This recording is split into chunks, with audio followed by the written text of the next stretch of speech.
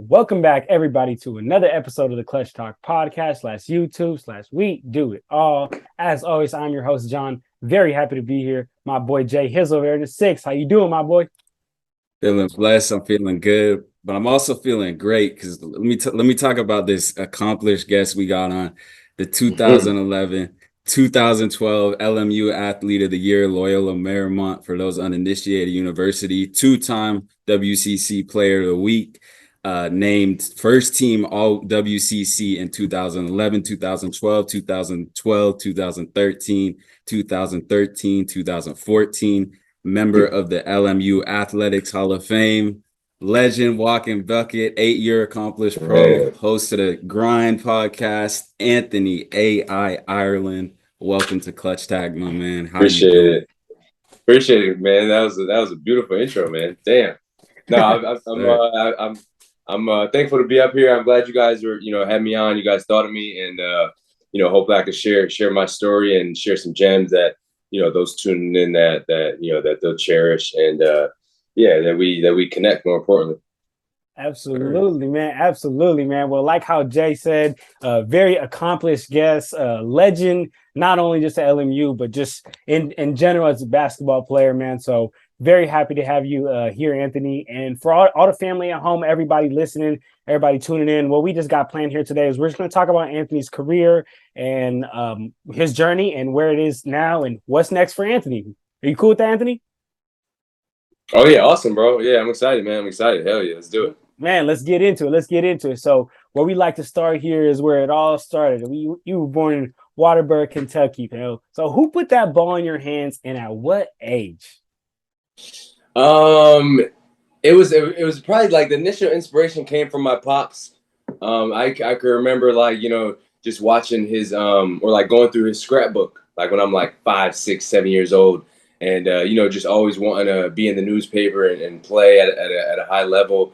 So the initial inspiration came from him, but then of course growing up in Waterbury, man, like it's basketball. Basketball and football, but it's just mainly basketball.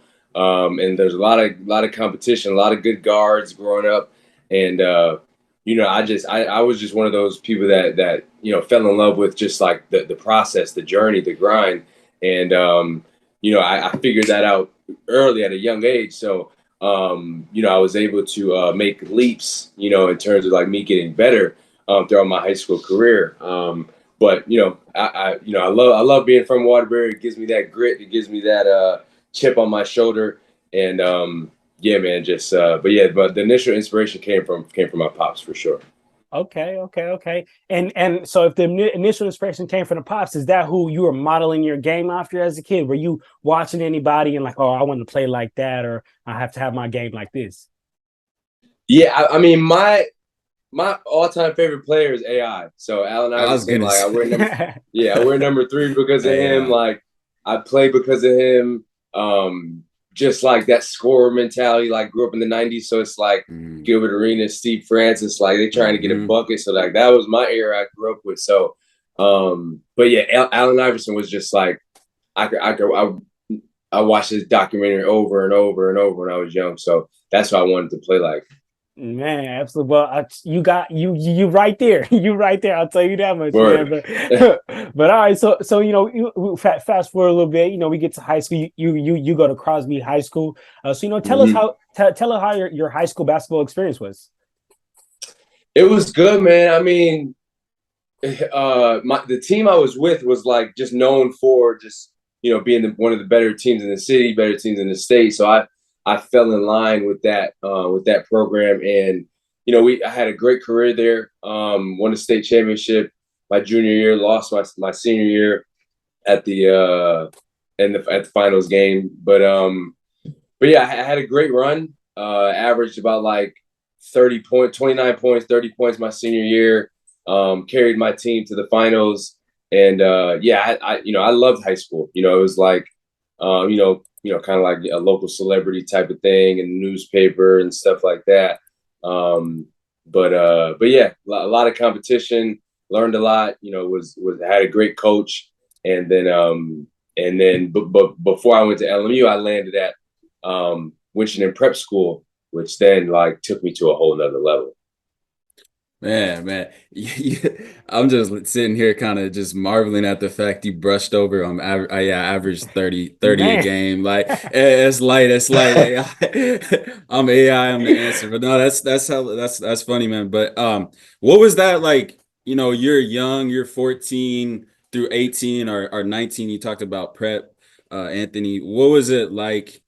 Or what was the mentality that went into averaging 30 a night? Like, talk about that, man. Like in high school at a young age, right? You're doing this. Like, what's that like? Yeah, I think it was just like proving to myself, not only proving to myself because I knew I was good, but like proving to everybody else, like because I wasn't getting recruited, like my Mhm. junior year, senior year. So I had like my thing was like I'm not getting recruited. Okay, so I got to dominate. Like I got to Mhm. like dominate every time I'm on the court, every time I'm at an AAU event, a showcase. So that was my mentality, and just because they didn't, coaches weren't recruiting in CT at the time, maybe I wasn't, big enough or whatever, but yeah, it was tough mentally, but like that's where I feel like I can then lean on that, going in towards now my pro career, just Mhm. dealing with that adversity at that age, and then being able to get through that, just through obviously through hard work, like Mhm. I was in the gym consistently, I was training like before training is mainstream now, so um but yeah, so the mentality, and I had a good support system. Like I saw my mother like working 2 jobs, 3 jobs at a time. I knew like other professionals that were older than me that mentored me. So I had a good support system around me, and then I was just locked in. Like I was just focused on hoops and getting to the next level. I would write on my wall like I put my goals at the top of my ceiling. So every time I would wake up in the morning, that was the first thing I would look at, and it'd be like win a state championship, go to Division 1, NBA. This, like, so I was really like just really into the mental aspect of things as well at a young age.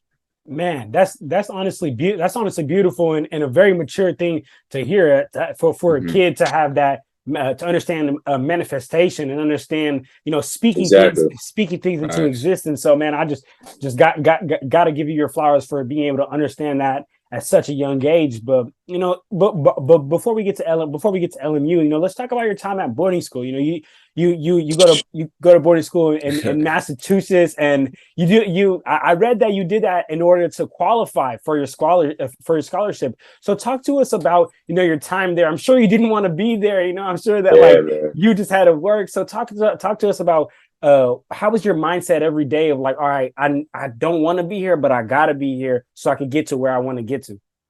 Yeah, so I'm super thankful for my experience at Winston. Like they gave me a chance. Like I went to like this D2 D3 prep school showcase thing, and again, like same mentality, I got dominated. So assistant coach comes up to me, he's like, "Yeah, we're interested in you. Come take a visit." Everything proceeds well, and then I'm. But before that, so I had a great AAU season. So like at that time, like I wasn't being recruited in high school, but then when I did AAU at the national level, we were on the Adidas circuit. Like I was getting a lot like that, and then that's when LMU fell in love with me. Duquesne, Fordham, a lot of Mhm. A10 schools, Xavier, and then as going into prep school, just one being on my own, being away from home for the first time. Um, being in an environment where it's like a lot of structure, not only basketball wise, but education and school wise. Like our days are the whole day is school. You have 2 hours of like rec time, which would be our practice, but then like you got study off 7 to 9, lights out at 11. Every day for a year. So it definitely prepped me for college and for life. So the coaching staff there, super thankful. Everybody there, the management, everybody in that at that school did help me a lot. So, but it was a grind, like.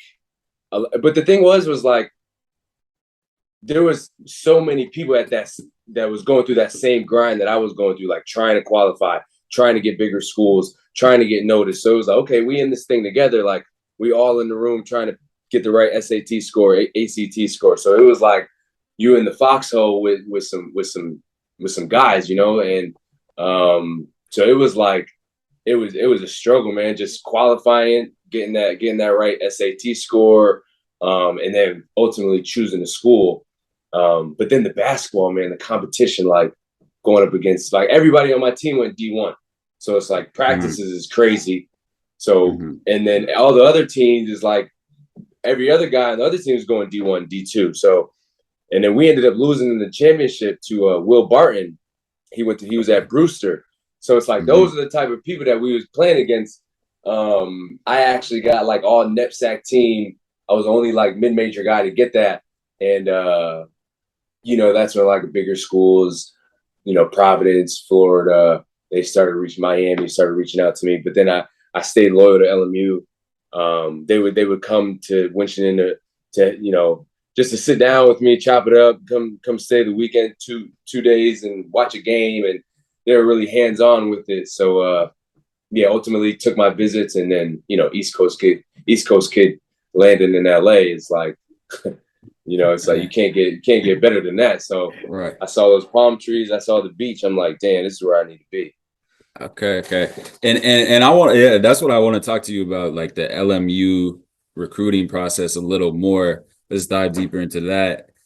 Just in terms of, you know, you were a killer. You talked about up until prep, right? So this was the thing, you had to get your grades right and everything. What was it about LMU compared to, you know, you mentioned Miami, you mentioned some other big schools. What was it LMU besides kind of the area and being in LA, you know, fresh out, having that opportunity, like you said, with the weather? What was it about LMU and why you chose it over all those other schools? I think the biggest thing was just the relationship I established with the entire coaching staff. You know, like the head coach recruited me. And then like the head assistant recruited me. So, you know, they built a great relationship with me, even with my mom. That was the thing. Like they won over my mom essentially. So that was the only visit that my mom came with me on. You know, they were recruiting me for about a year. So it was more like the relationship, and they were the only staff to tell me like, look, Anthony, because the guy who recruited me, he's like right now he's full-time Damian Lillard and DeMar DeRozan's trainer. So, but why I'm saying this is because he was in that NBA world, right? And like, so he would tell me like, listen, Anthony, like you come to LMU, you do X, Y, and Z, you got an opportunity to get paid. You know what I mean? For you play this game and get paid as a professional. So like at 19, nobody laid it out to me like that. Everybody was like, yeah, you gotta work hard, you gotta, you know, go to the right school, all this stuff. But nobody gave me a clear plan of like, okay, I do this freshman year, sophomore, junior, senior. And then it's like, I'll have a chance. And that's exactly what I did. Everything played out just like he said it. So I'm like, okay, like these, and that my mindset was like, I'm going to the league. Like that's all I know is hoops. So it's like, that's what I want to hear. Like, you know, so that and the relationship with that they established with my mom and my parents won me over for sure.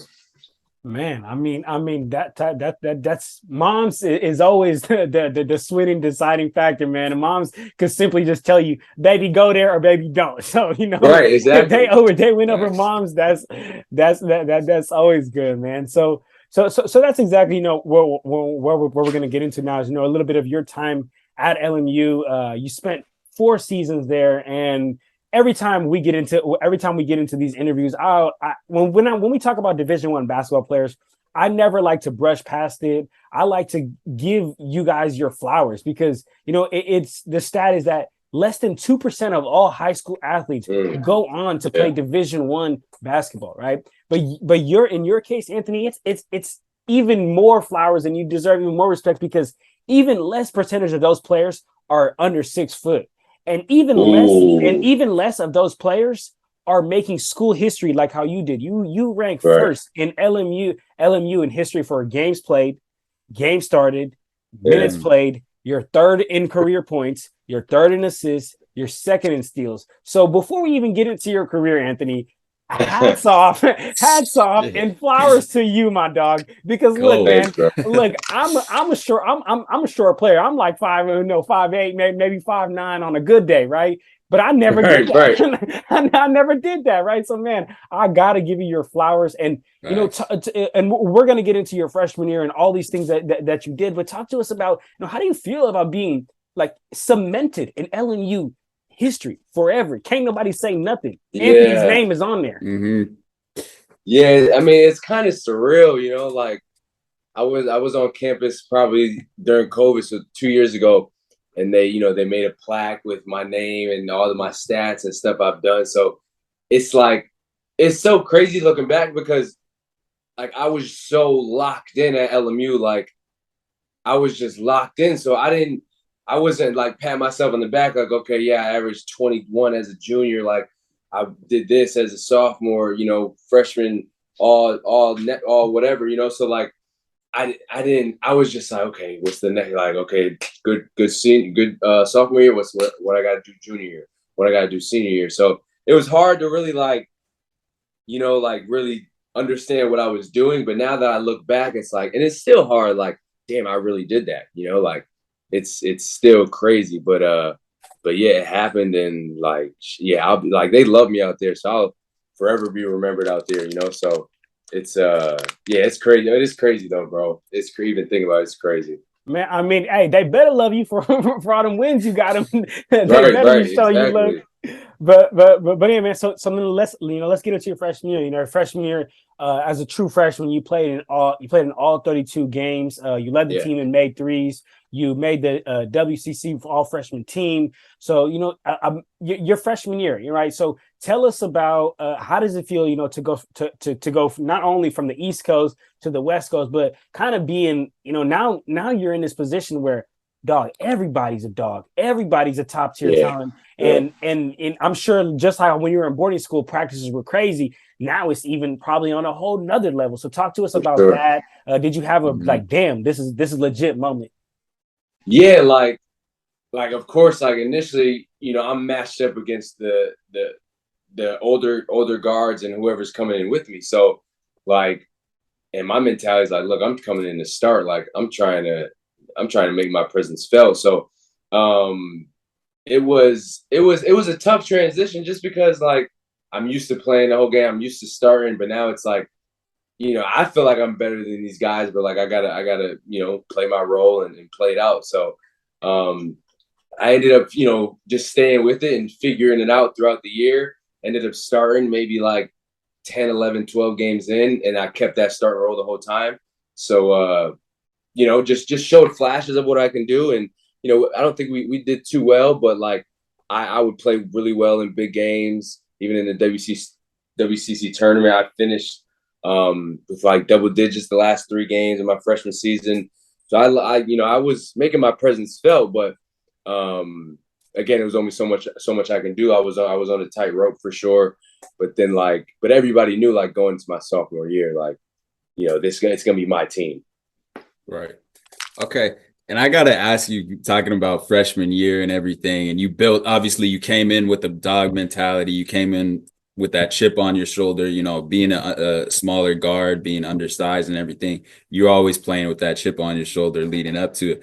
But what kind of in your freshman year, if there was a moment, if there was a game, if there was a practice, if there was a one-on-one competition, I don't know, what was it?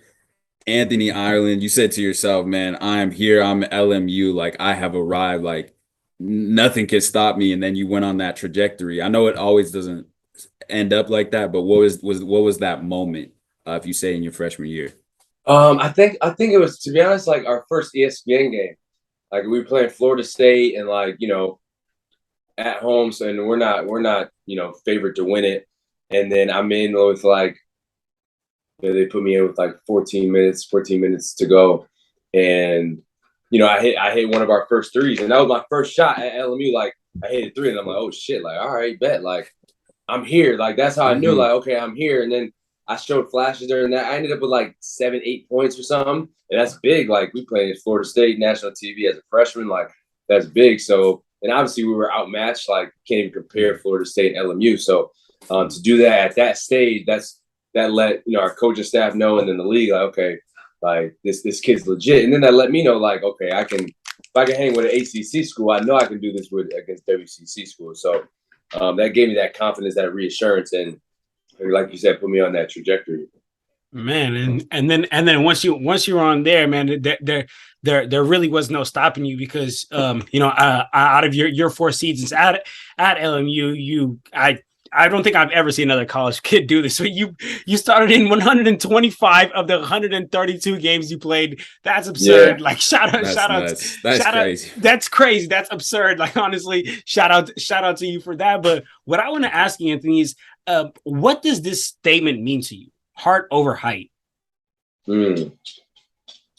Yeah, I mean, I think just like that's been my identity, like as small guards, like you have to carry that, like you have to take on that persona, just because we're counted out, constantly, like, because everything being 6 foot or 6'2" and up is in now, but like I carry that with me, just because it's something I live by, and it's just a testimony not only to me, but like all the other smaller guards as well, because it's not easy, it's not easy because we have to put in that much more effort, that much more work that's behind closed doors. I've been with countless players that don't have to work as hard as I do, and they can still get by and coast by, but for me, it's just like I don't have that luxury. So that's when that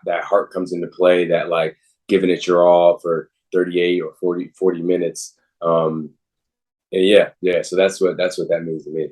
Man, I totally hear you, man. And honestly, I can see it. I can see it in your, like in your college career, about whether if you look at the game at Pepperdine, where you get to the free throw line 10 times, being a small guard, being able to do that, that's right. That heart over height. Or, you having multiple 10 plus rebound games, that's simply heart over height, man. That's that grit. But before we get off your time at LMU, Anthony, you've had some legendary games over there, man. you got 34 you got 34-7 against Santa Clara. You got 20-14 against South Dakota, 21-9 against BYU, 25-6 against Northern Arizona. I mean, the shit, I could keep going. but what I want to ask you, Anthony, is, if you could relive one of these games, if you could, man, go back real quick and just live one of these games, which one would it be? It would be on the road at Gonzaga. So you got to think Gonzaga has Kevin Pangos, Robert Sacre, Kelly Olynyk, like everybody, bro. Like they're loaded. And we're LMU coming in Gonzaga, so it's like an easy win for them, So and this is where I started this, like, so I started wearing headphones in pregame because of going to Gonzaga. So I come out pregame about an hour and 30 minutes, and usually there's never anybody on the court, But I go out to the court, no headphones. There's fans screaming like, "Ireland, you suck! Ireland this, Ireland that." So I'm like, I gotta put some headphones. I can't concentrate and lock in with this. So I that all was fuel, right? So I get back in my routine, my pregame routine. I lock in, and then I go out and give them 21 in the first half, right? Like I'm killing them, like we on the road. This is like 12,000 people. They call it the kennel. This shit is crazy in there. So I got 21 in the first half, ended up with 34. But that was, and then when I walked off the court, like, coach took me out early. We ended up losing, but like the whole Gonzaga arena fans, like, gave me a standing ovation. Just because, again, that heart over height thing, like never quitting, like, giving it my all type of thing, So having 34 on the road up at Gonzaga, that was big time. That was big. I would like to know, like, who has the most up at Gonzaga, because that's a hard place to play. That'd be a good stat to look into, but I don't know how to find that out. But yeah, man, I mean, you play. It's got to be up there. Yeah, it's got Right, yeah, Gotta exactly. be yeah, up there. That's yeah, yeah. That's that's what for I'm sure saying. up there. For sure, man. But so you know, you mentioned you playing a super packed house like Gonzaga kind of leads me to my next question to you, and that's what was your favorite place to play? I know playing at home is always fun. You got the fans, right behind you, but Mm.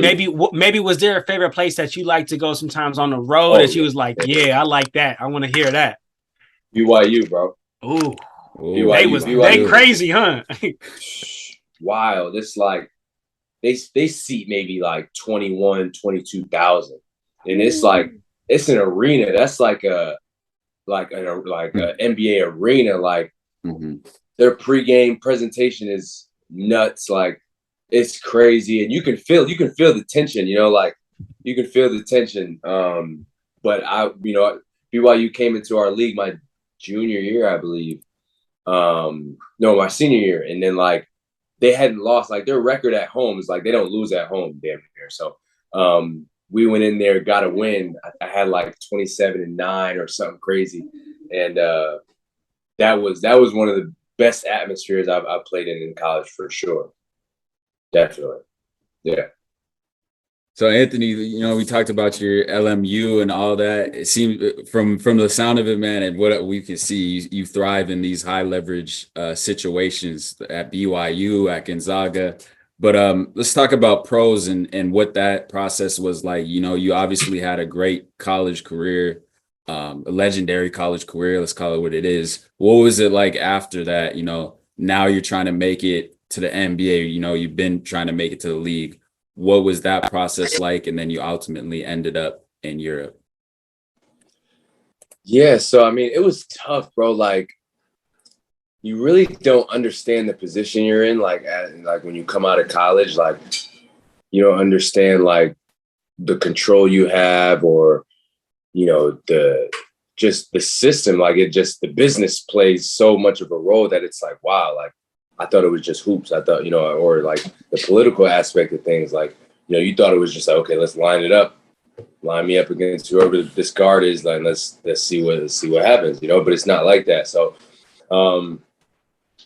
I signed with an agent, which was a hard, like, again, like a situation where it's like they don't prep you for these type of things. Maybe at like bigger schools, but like you don't get prepped how to deal with agents, how to talk to agents, what to look for, what do you need out of an agent? Why do you even need agents? So that was something I had to lean on my support system, my coaches and staff, and my trainers and stuff like that. So I went with an agent, and then and then after that, it's just like, okay, I'm working out, I'm just training for the draft. I get like the Clippers workout, I get a couple Lakers workouts, Dallas, Houston. I did like the Portsmouth, which is like the top seniors in the country go to Portsmouth, Virginia, and like play pretty much. Did the Reese's College All-Star Game, which is like the top 20 or something in seniors in the country. And then ultimately got selected to do the Lakers Summer League.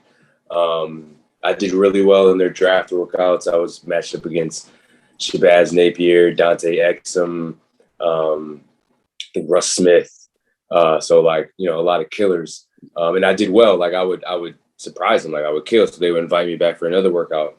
Ultimately, they extended an offer to have me play Summer League. Did that, which was like, man, talk about like dream come true. I'm training in the facility, all these banners, all the trophies, like I'm seeing the guys on the Lakers. We're in the locker room. We're staying in the hotel. So it's like I'm in the league. That's at that point, like I'm in the league. It feels like, So we go to Vegas. Didn't really get the opportunity I wanted, but Julius Randle, Jordan Clarkson was on that draft that year. So yeah, I didn't get the opportunity I wanted in summer league, but again, it was something that I was able to put on my resume. Like, came from a mid-major, played Lakers Summer League, and then they wanted me to come back and do their G League, but a team in France just offered me something that I couldn't turn down. So jumped on that offer, and then just been playing pro and professionally ever since in Europe.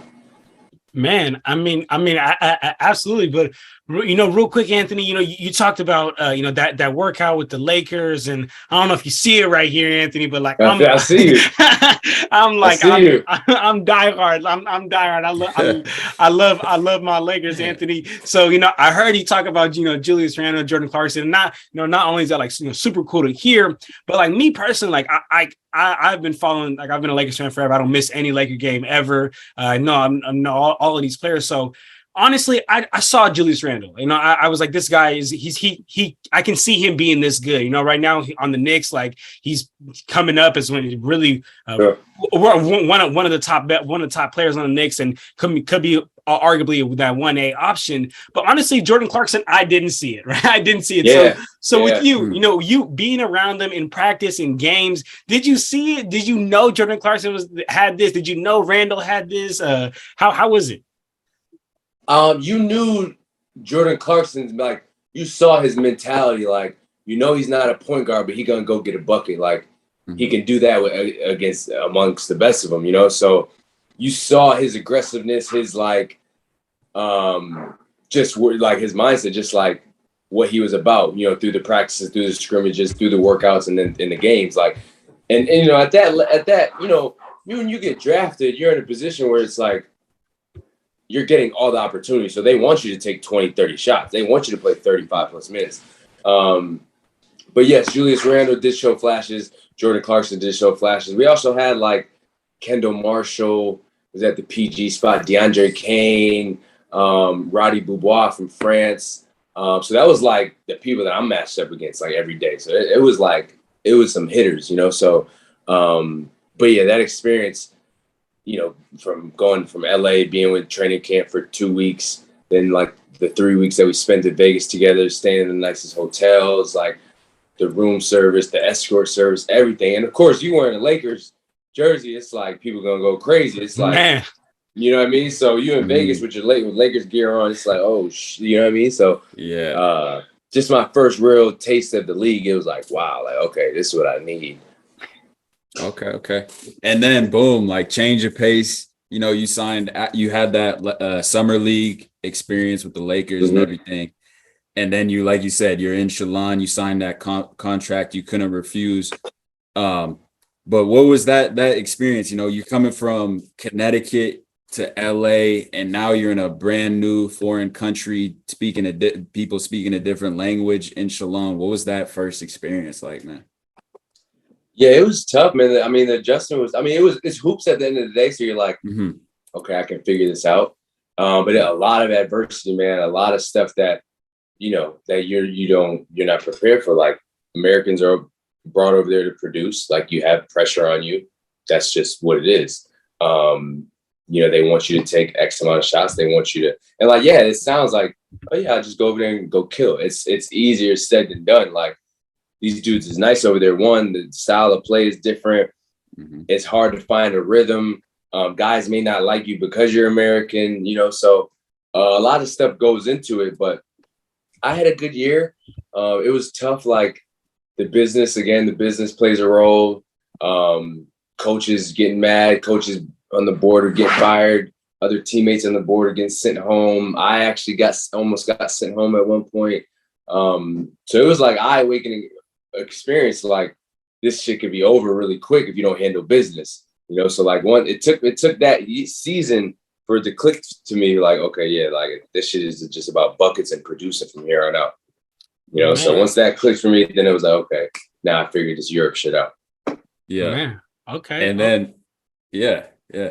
And then I know after that, you talked about, you got the Europe stuff figured out at this point, and then you move. A lot of players move quickly. I don't know if it's contract offers or that sort of thing, but you're now in Greece, as I have it here listed, for 8 games, right?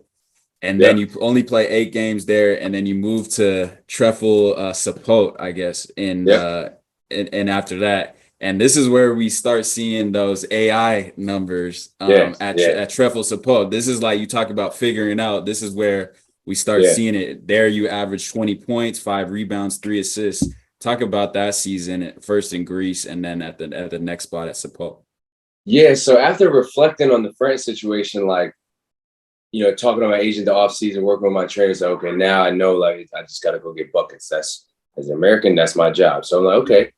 So I signed with Greece, and the situation in Greece, it was like plain and simple. The coach that brought me in, there was another veteran guard. Greek guard was like 38 at the time. I'm 23, so it's like, why there isn't no comparison between my level playing him. So like, the coach wasn't playing me. So I'm like, why am I here? Why am I not? Like, and it was getting to the point where it's like disrespectful. So it's like, okay, I'm out. Like but I didn't do no negotiations, didn't discuss any contract stuff, just booked my flight home and boom. I'm at the crib, everybody calling me, my agent, like, what happened? I'm like, nah, I couldn't, mentally, I couldn't do it. So then I'm home for like 2 months, just hungry, just hungry, like waiting on the call. Then I get the situation in Sopot in Poland. And then I go there like the last 7, 8 games or something, kill like 30 ball, 20 ball, like killing. So then they re-up me for the next year. So I'm like, okay, got some stability. I'm like, let me put a full year together of me killing. Then it's up from here. So came back, did exactly that. Average, I don't know maybe like 18 or something. Torched Poland. And then finally found my rhythm, found my confidence, found that like my like identity almost of what a person like a player like me is in Europe. So yeah, after killing that year in Poland and getting over that mental hurdle and that adversity from Greece, I killed and then eventually signed in Lithuania playing Champions League, which is a higher level than where I was at. Absolutely, man. And you talk about Poland, France, Lithuania, Greece, just all of these honestly foreign countries. I mean, to us Americans, right? And you mentioned it earlier in the pod. It's easy to have that mindset. It's like, oh, I'm gonna just go over there and kill, or I'm gonna just go over there and kill, or it's like, oh, I'm gonna just go over there and just play basketball, like as if I am playing basketball like I'm in America, right? It's like for example, I have a friend who he ended up going to play professional basketball in Israel. And he came back within a couple of months. He was like, bro, there's bombings going on. There's civil war going on. There's just a whole shit. It's not just playing basketball. Right. So like, I would like, if you could give like a perspective into your everyday life, like when you were in these countries, like how difficult was it just to simply go outside and grab some milk? You know what I'm saying? You don't even know how to say milk in some of these for sure. Like languages. So like, how was that? Like, I know that wasn't easy. No, yeah, it was it was tough, man. Like, just again, like that adjustment. But then like, yeah, there was some times where, you go in the grocery store, you don't know necessarily what you're buying. You may need help. They may not want to help you. But I think the easiest the picture to paint is like, you're in a different country in the middle of nowhere, essentially. Like, you could be I've been in big cities. I've been in the capitals of countries, or I've been in a city that's like 8,000, 10,000. So it depends, but it's really like, it'll let you know if you really love the game or not, because like a lot of dudes can't make it in Europe. A lot of guys that go in and out of the league, or high major guys in college, they can't make it in Europe. It takes a different type of mentality, so talk about being by yourself, talk about having to fend for yourself. Like you have to have a certain personality to play overseas, being alone a lot, having a lot of downtime. Like, are you comfortable with that type of thing? So those are the stuff that just comes with off the court. On the court, it's like a lot of the politics stuff. Like, you may only play 18 minutes a game because they need this guy who's making more money than you to play the rest of the game. So it could be a situation like that. I've been in a situation where the coach's son is younger than me, and the coach's son, like, it's that type of situation, but I'm better than him, but you already know. So, but yeah, it'll show you if you love basketball. So it's like my daily schedule is like, wake up, practice probably from like 10 to 11:30. Either it's like a real practice if it's preseason, maybe weights, or maybe we'll just have the morning off.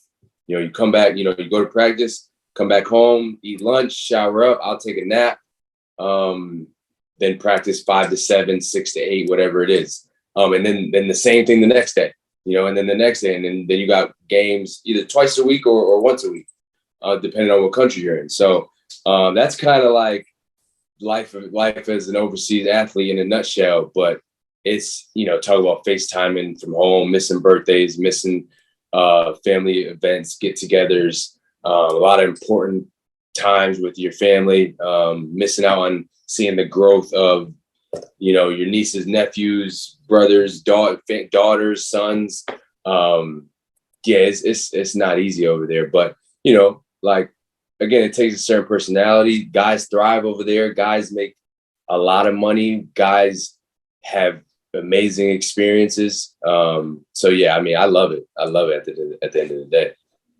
Okay. And that's a huge component of it. You know, I hear friends of mine also go there, come back. They're there for a couple of weeks. So having that mentality, but I feel like you having that boarding school, being across the country, you know, all those experiences made it probably a lot easier of adjustment, but still hard at the same time, is what I kind of pick up. But I want to talk to you about matchups and like, is there any one matchup that sticks out to you over there? Because I know you had some tough matchups. Like you said, the competition is a lot different. The players play a lot different, high IQ. Talk about that.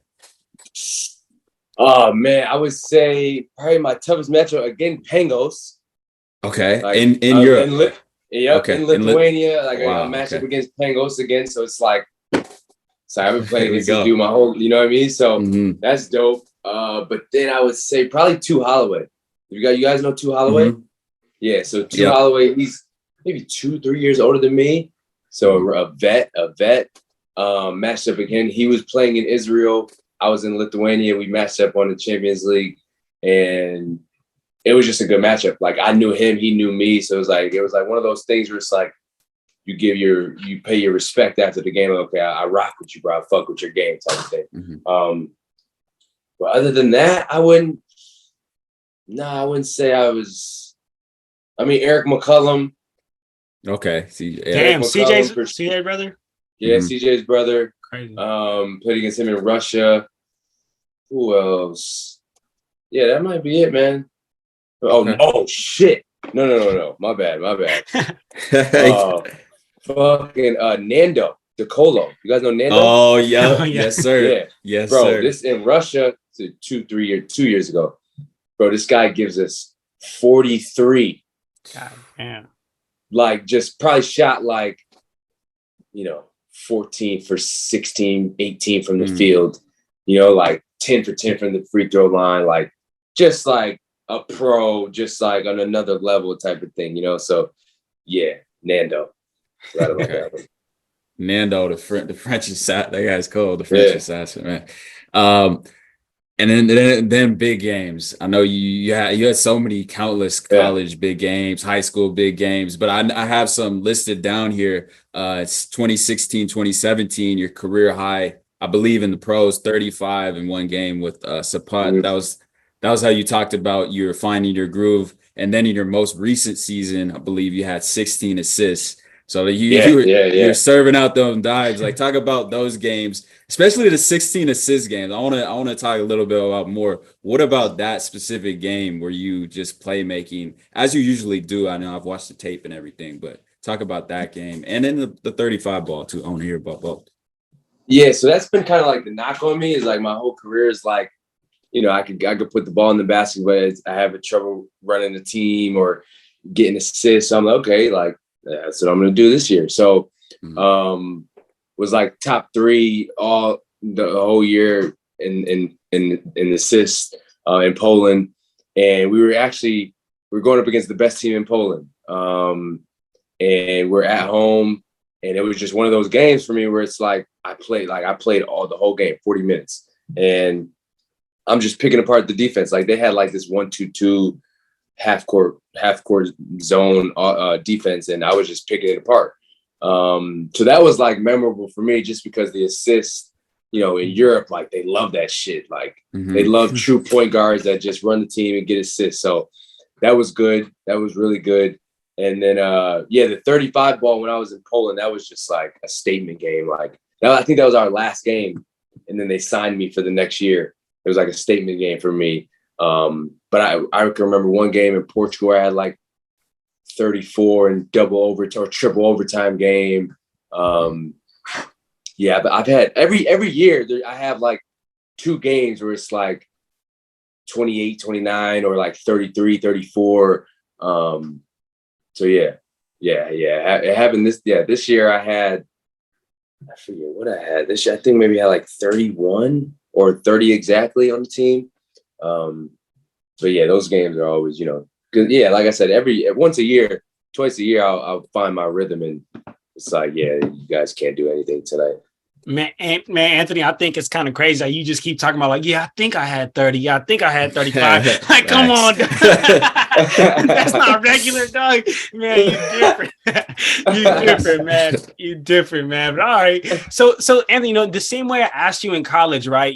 I asked you about favorite, some favorite places to play. You talk about, BYU being rocking and rolling. So that's kind of the same thing that I want to get to right now in your pro career. So we've had some overseas hoopers as well, and they've told some pretty crazy stories. They said in there it gets fucking insane. Like they said, like people be popping off like fireworks, people be like shooting, people just be crazy, like they be air horns and everything. So do you have any of those crazy experiences or anything like that? Hell yeah. I remember two of the craziest stories I have is like in Lithuania, we're at home and it's a playoff game, and I guess like at the end, game 2, at the end of the playoff game at their place, our fans and their fans was talking shit, whatever, normal. So when we get to our game, they do toss up the ball. We get the tip. So I get the ball, and then all next thing you know, you just see fucking toilet paper all like, bro, all over the court. I'm not just talking about like 1 or 5 or 10. There's like hundreds of just toilet paper all on the. Bro, this is like we're about to play a game. Imagine this happens at the NBA. Like, that's not happening, So they stopped the game for 10 minutes, cleared it out, and we proceeded. That was crazy. But then there's another time I'm in, where are we? Oh, I'm in Turkey. Mm-hmm. And we're getting like police escorts everywhere. I'm like, damn, what the fuck? Like police are standing around like the court, and then they have a net that's like dividing the fans from the players and then the court. So, but the reason why was because they used to throw shit. But then that particular game, they started a fire in the stands. Like Turkish fans, like they're hella passionate, and it's normal. So, because that's what they do in football or soccer. So, like, it's normal. Those are the 2 craziest times that like it was like, holy shit, like this is wild. Cool. So it was would you say it's more like passionate? Well, you played in the WCC, and there's a lot of fan bases. You talked about Gonzaga. I know we're both from the Bay Area, so we know about St. Mary's. I know the St. Mary's College, their fan bases go crazy. I've been to I don't know about you, John. I've been to a few St. Mary's College games. Me too. And their crowd's usually up and passionate and stuff. I don't know if you have any games at St. Mary's. No, I always compared like the passion and the tenacity from the fans is similar like in Europe and at college. You know what I mean? Mm-hmm. Talk about like chants, like, the whole crowd knows the chant, yelling, standing up, like cursing at the opposing teams and players. So it's very similar to, overseas basketball, and then collegiate for sure. Okay, for sure. All right. As we transition here, man, I need to ask you about, I'd be remiss. Obviously, we're on a podcast now, but I want to talk to you about, you have a podcast too. You're the host of the Grind podcast. What kind of got you into podcasting, and what's that about? Like that all about? Excuse me. I think it was just like a space where I can be creative. And I like getting to know people on a deep level. I enjoy connecting with people. So it was just my way of doing that, So, I've had basketball players like teammates on, which is super easy. Have them tell their story, and then kind of like just build a database of that. Like I'm not really trying to monetize it or gain money from it or things like that. My thing is just like, I'm going to build this thing. I'm going to put it together. We're going to be consistent with it. And then when I'm 40 or whenever podcasts go out of style, like I'll be able to go back and look at the interview that I did with my teammate or whatever, So I enjoy it. Like I enjoy the dialogue. I enjoy going like deeper into conversations. And it's just been something super fun to do. Like during the season, I've always able to get my teammates on. They're always open to coming on the podcast. So it's always cool being able to not only like, have new teammates, but then have them be able to open up to me like that, So it's cool. It's cool. I enjoy the podcasting world. I listen to. That's all I really do. Listen to podcasts. Just trying to constantly learn and stuff. And then, but I love the podcast space. So that's why I decided to make one for myself. Man, yeah. I mean, we love the podcast game too, man. I think it's just a great avenue to be in. So we happy that you in it as well. But I do got to ask you a question on that, because I know you be having a lot of athletes on there. So yeah. As scheduling these athletes be difficult, huh? Yeah, I mean, yes. Like I've been lucky. Like I said, like so I'm usually with the athlete. Like I'm with the athletes every day. So it's like, yo, that is true. We're gonna do this after Thursday after practice. It's like, okay, cool. But like scheduling to get on a Zoom or like trying to meet in person when I'm back home in the States, it's like, nah, it ain't happening. Especially if you want to do like the audio and the video. Yes. So it's definitely tough lining things up for sure. Absolutely, man. Absolutely, bro. Man, Anthony, I mean, we talked about you picking up the basketball, you in Connecticut, you coming over to LMU, and then your pro career, you're going everywhere. And the only thing that we have next is, what's next for Anthony.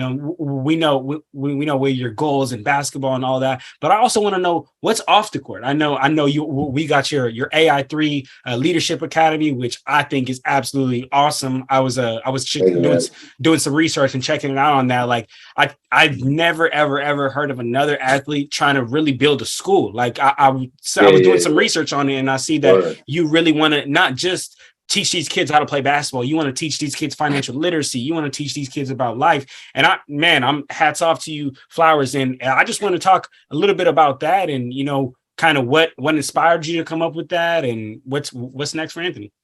Yeah, I mean, that's like my baby, like that brand, that the program that we've established in the city of Waterbury. About 7 years ago, me and my partner at the time decided to do a camp, kind of like, we wanted to provide things that we didn't necessarily have growing up in the city. So we did that, and it's been rolling. Now we just completed our 7th year.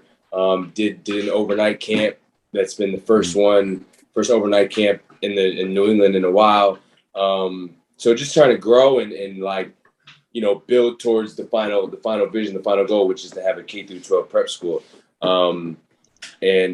Just like slowly but surely, just like making sure people take us serious. Like, yeah, again, it's one thing to say it, but then for the action to follow it, that's like, I'm having meetings with the board. I'm at board members. I'm having discussions with economic developers, with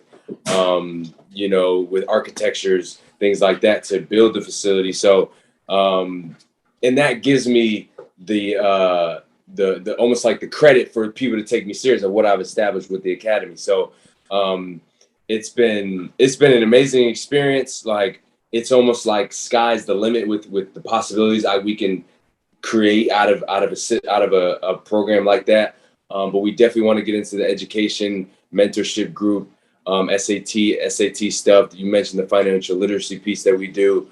So just trying to expose the kids to like everything, right? Like we was at Post University, which is a D2 school in Waterbury, Connecticut. So there's like 8, 9, 10, 11, 12-year-olds on campus, like never been on college campus before, never been in a, you know, college library, anything like that, staying in dorms. So it's like just that shift and that spark in their mind like happens, you know, and like you can see it throughout the week, throughout the time we spend together. The conversation is different. It's not just about basketball. It's about like, oh, what did you study in school, Anthony? You know what I'm saying? So like the conversation is different. So I know like, yes, we get them in with basketball. That's what we get them in with. But then like they leave as educated individuals, you know, and that's the goal, you know, the next couple of years as I still, you know, play professionally is like we get a facility. You know, we get a facility.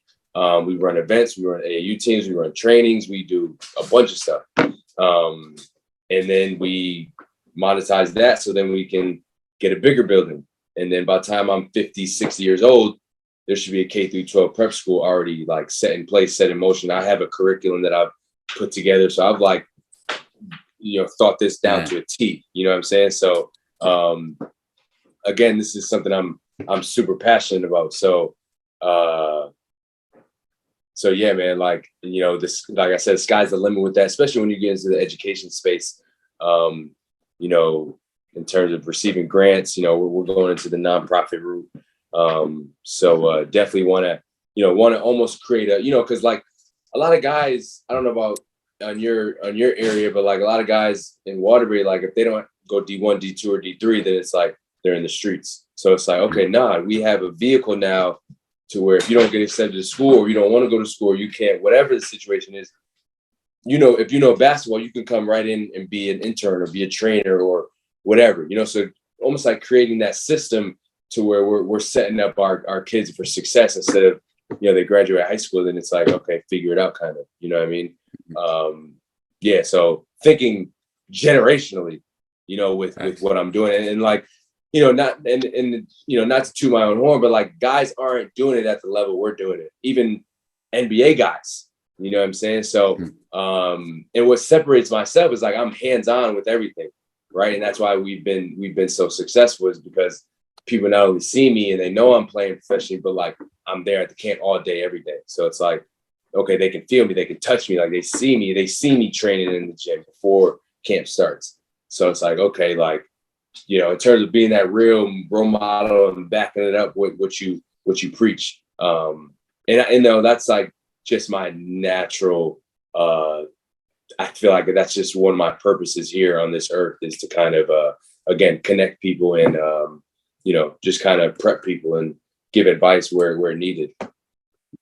Man, that's beautiful, man. Cause I think that's what you're doing so important because a lot of it's bigger than the game, but you're using the game as a resource, right? So you're building that foundation for these kids like K and then all the way through 12. So I think I'm gonna have to connect with you after because I have some questions or any way I could help out because I think that's so important. Like you said, like everyone wants to go to the league, but not everyone can do that. So to have you giving these kids an outlet afterwards, if they don't make it, that's huge, man. So I love that. Exactly. I love that.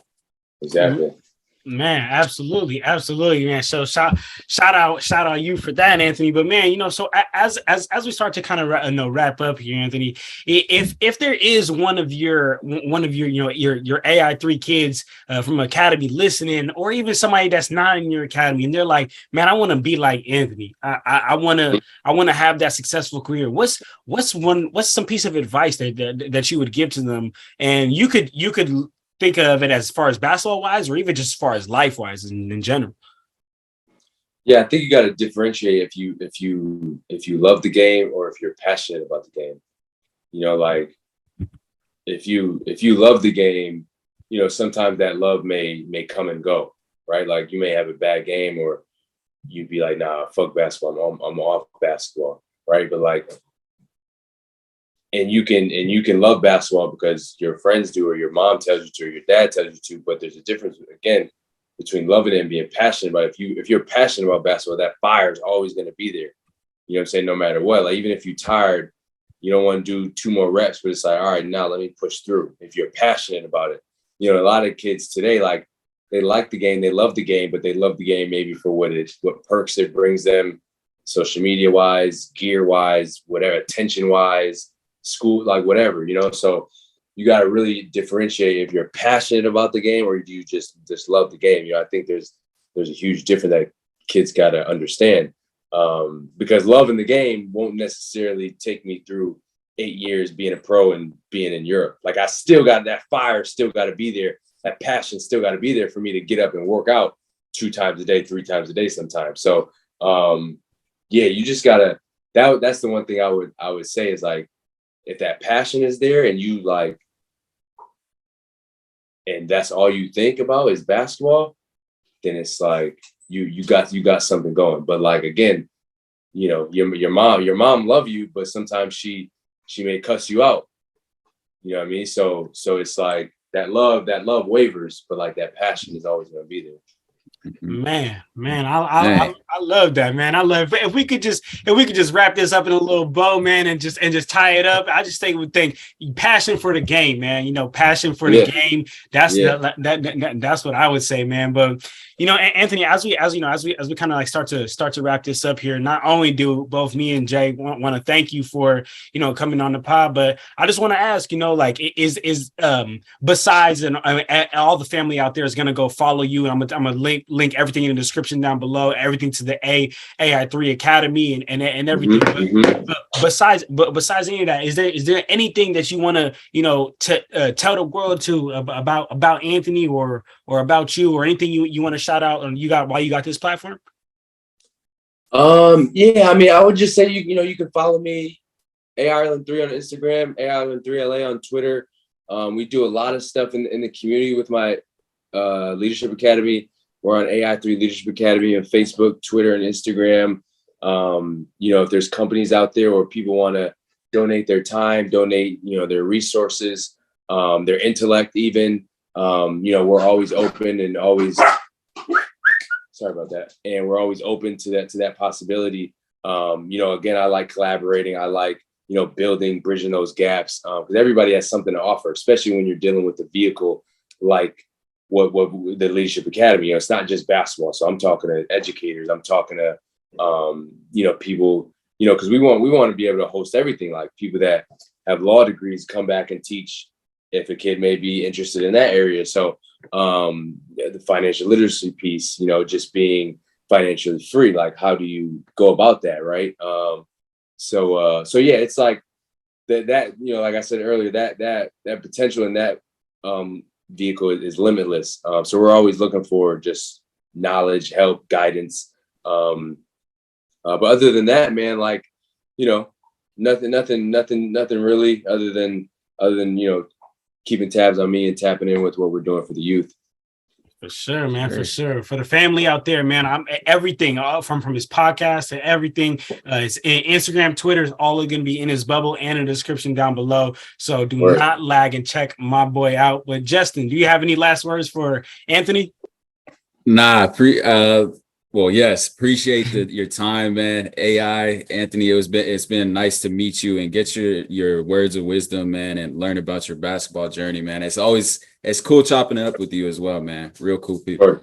Thank you. Likewise, man. And if I'm in the Bay Area, because I know a lot of people out there, and I'll hit you guys up. I know a couple people that live in San Fran. I don't know how far you guys from there, but I know some people down there, and I'll be out there sometimes in the summer. So we'll definitely connect, and I'll keep up with you guys. You know, I love what you guys are doing. I've done my research as well. I see, you know, the growth. It's dope. So, you know, now I'll keep tabs on it more now that we've connected. So, you know, good luck to you guys the rest of the way. I know this stuff isn't easy. And again, my respect, and I'm glad I was able to come up here and, you know, share my journey and hopefully give some gems out there to those that was listening. For sure. Gave a lot of gems. And Anthony, man, second you come to the Bay Area, just tap in on my phone. I got you, Anthony. Thanks. You let me know, man. Absolutely. But if that's it, man, then that's it, man. We out of here, y'all. Clutch Talk out. Peace.